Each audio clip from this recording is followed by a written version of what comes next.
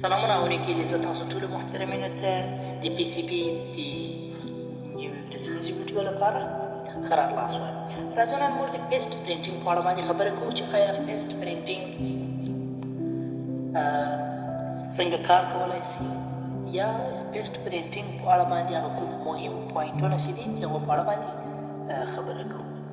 نو راځو دغه کوم سولډر پیسټ پرنټینګ چې ده دا موږ په دوو حصو تقسیم کړی ده. یعنی یو سولډر پیسټ پرنټینګ دا کوم پروسس چې ده یو تاسو او دوهم مشین. نو راځو د سولډر پیسټ د تاوانونو په اړه خبره کوو چې دا کوم تاوانونه لري یا کوم شیان ضروري دي یا کوم شیان نه دي ضروري. همدغه رقم په ماشین کې هم چې کوم شیان ضروري دي او کوم شیان غیر ضروري دي او یا څنګه کار کوي. همدغه رقم انډرسکرین کلینر سو د دې په اړه د دې قسمونو په اړه د دې کار په اړه همدغه رقم کولینګ پین سو دی څنګه کار کوي د کیمرې کوم موږ هلته کوم کار اخیستلی شو او کیمره څنګه کار کوي. نو د دغو شیانو په اړه باندې خبره کوو.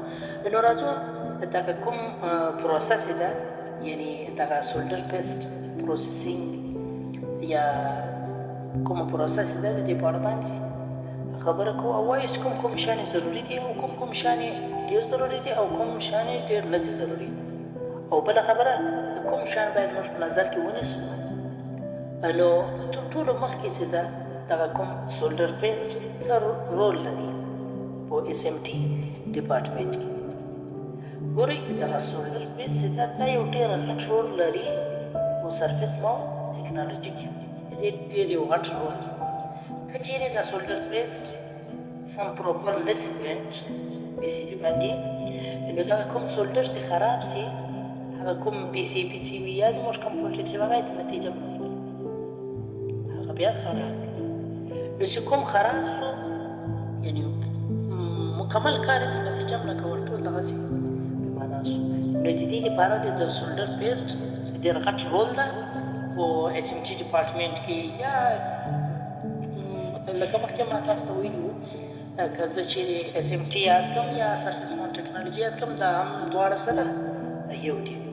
نو د دې د کنټرولولو لپاره اوس مهمه دا ده چې آیا دا خو راځي خو باید دا څنګه موږ کنټرول کړو او څنګه کېدلی شي چې کنټرول کړل شي. تر ټولو مخکې باید دغه پیسټ پرنټینګ چې ده دا باید کنټرول شي. د دې د کنټرولولو لپاره یو اټومیټیک ماشین ده چې د دې په ذریعه باندې موږ کنټرولولی شو.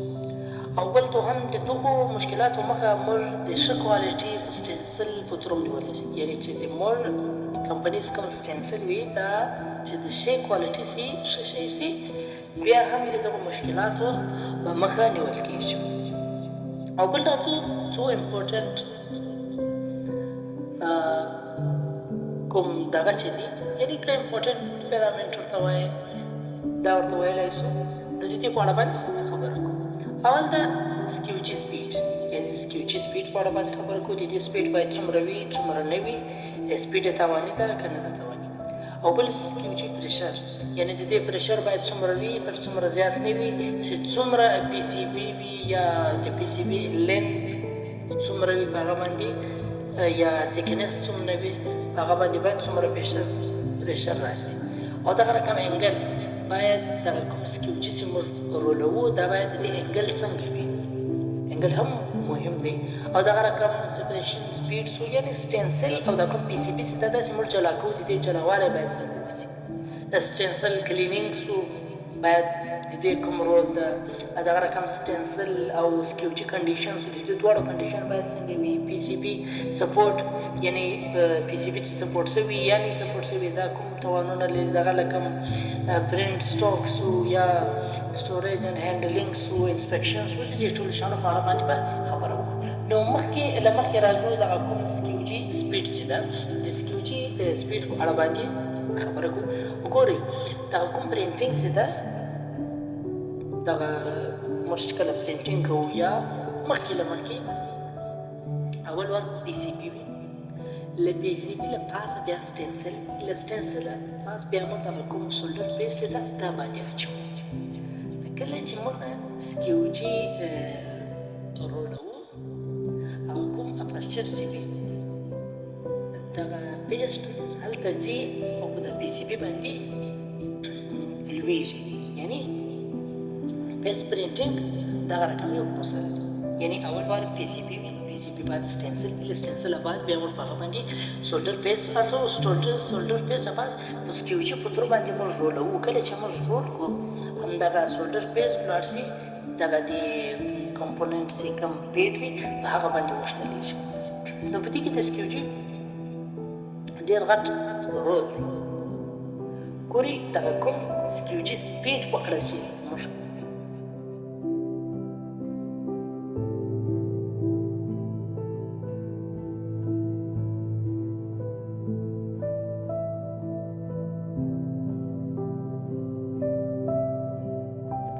دا باید سلو وي، یعنې سکیوچي سپیډ باید سلو وي. او که چیرې دغه کوم اپرچر څه دا غټ وي، که چیرې دلته سپیډ څه زیات شي هم فرق نه کوي، څه مشکل نه لري.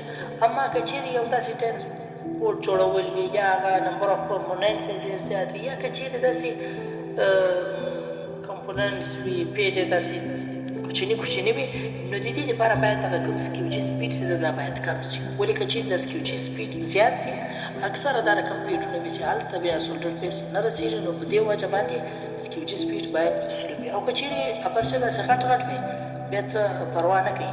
نو د دغو کوم هغه سټنډرډ سپیډ چې ده سکیوچي سپیډ سټنډرډ نه ده معلوم، اما پروډکټ په ذریعه ورته کتل کېږي چې آیا دې باندې د پی سی بي باندې زه سولډر پیسټ پرینټینګ کوم دغه باید په څونه سپیډ باندې ولاړ شي، په څونه سپیډ باندې څه سولډرینګ کېږي او څونه سلو ولاړ شم او څونه سپیډ ولاړ شم.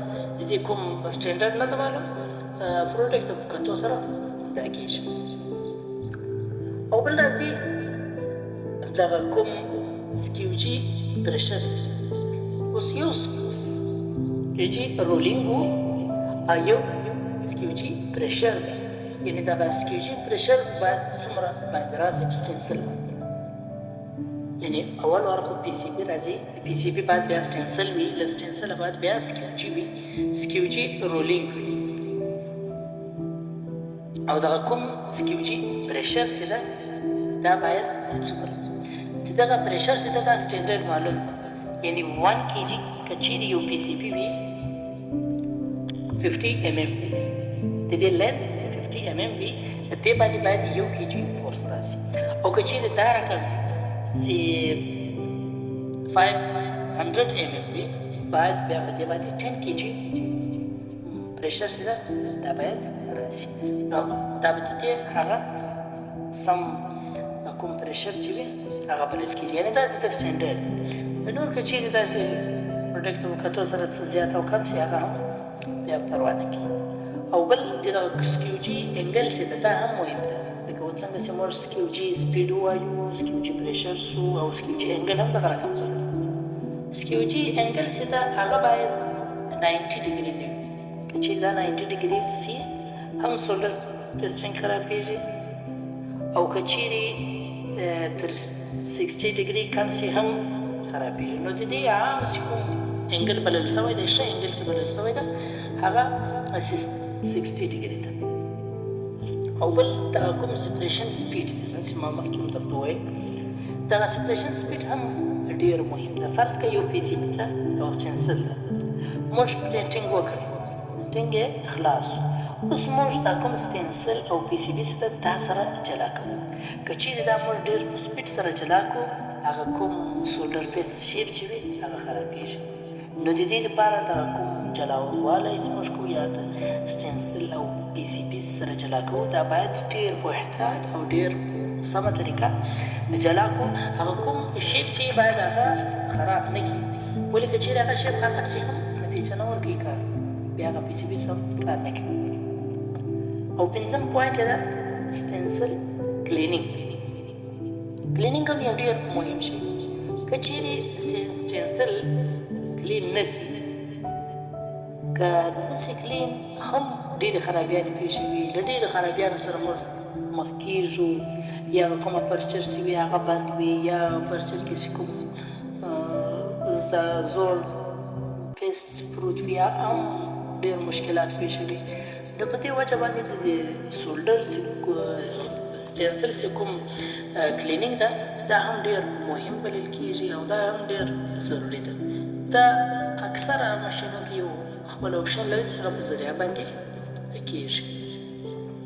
او بل 6 پوینټ ته راځو، دغه کوم سټینسل او سکیوجي کنډیشنز هم یو ډېر مهم بلل کېږي.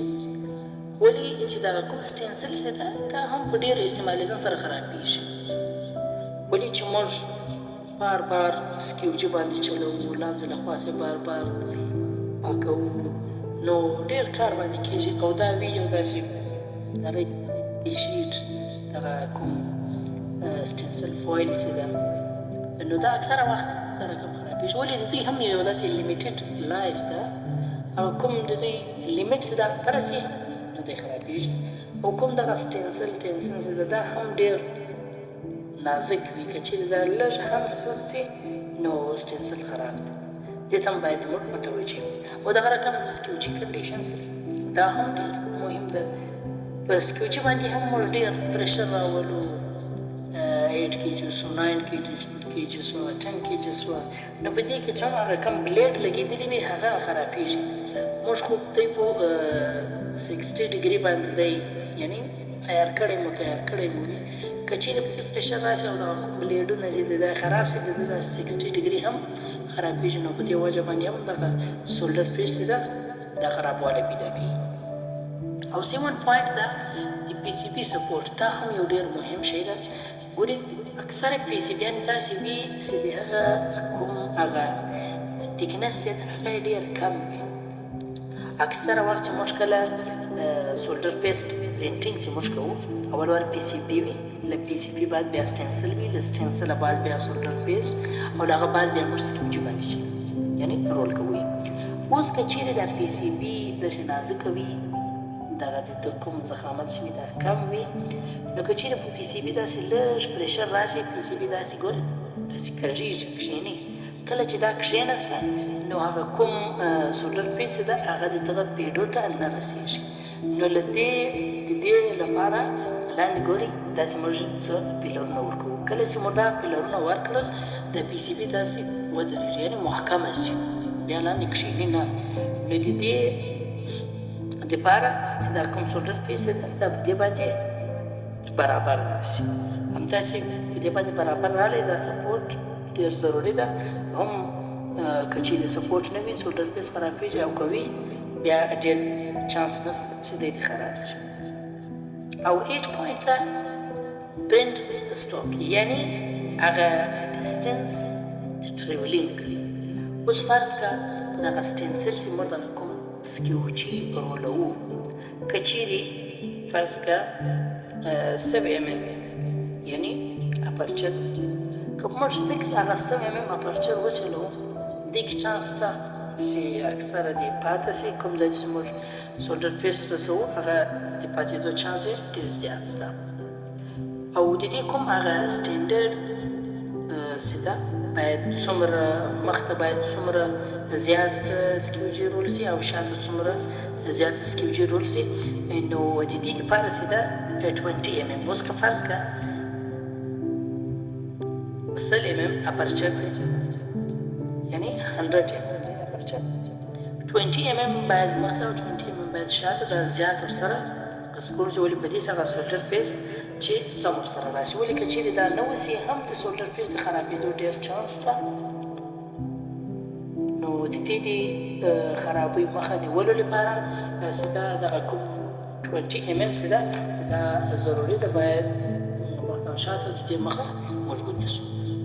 او بل پوینټ ده کله چې سولډر پیسټ پرنټ سول هغه باید موږ انسپیکشن کوو، یعنې دغسې یو تفتیش غواړي، یعنې تفتیش کول چې دا څنګه دی او څنګه وسو.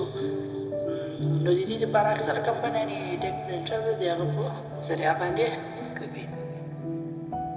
نو دا څه مهم پوینټونه وو چې دا باید موږ په نظر کې ونیسو.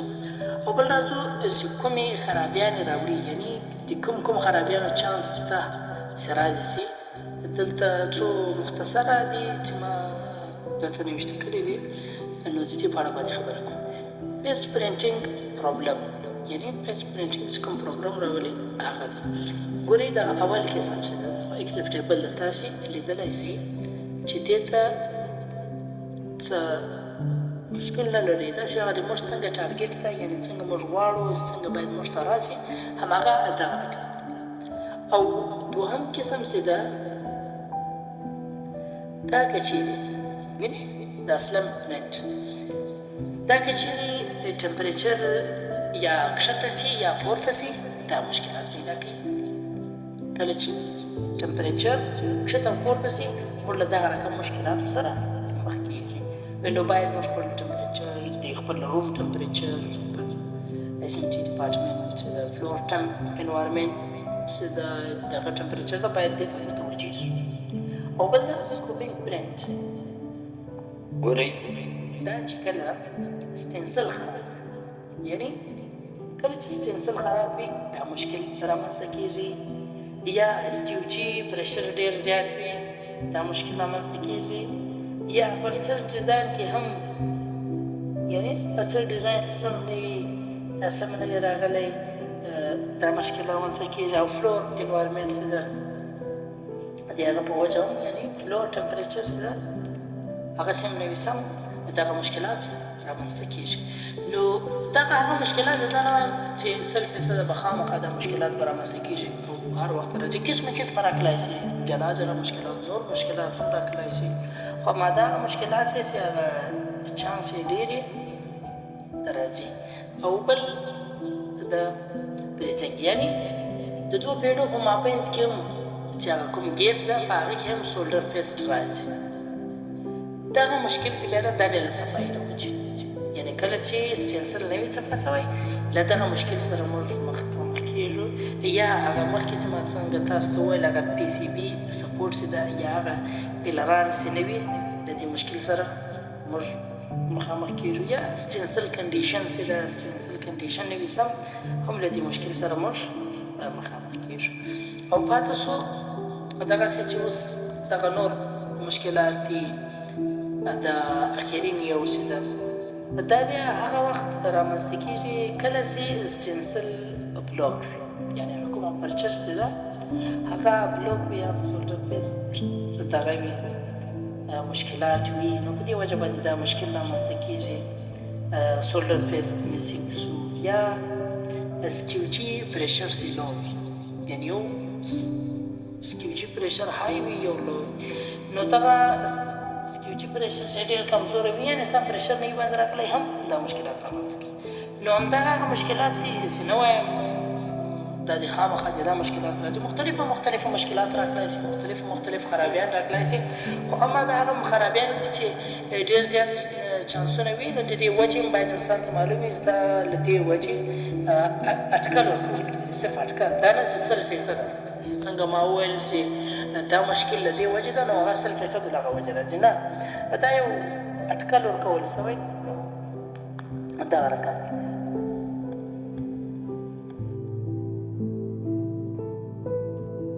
او بل چې ریفلو کنفیګریشن ده، یعنی د دې ریفلو داسې مختصره کوم پروسه ده د هغه په اړه باندې خبره ولورې کوم دغه ریفلو چې ده ریفلو وایي څه ده، یعنې ریفلو دا کار کوي دغه کوم سولډر پیس چې ده دا د دې دپاره استعمالیږي چې دوه کمپوننټس پرمننټ جوانټ جوړ کړي سولډر پیس په ترو باندې ده، یعنې ریفلو چې له ریفلو بعد دغه کوم جوانټ چې جوړوي د دې دپاره دغه ریفلو استعمالیږي.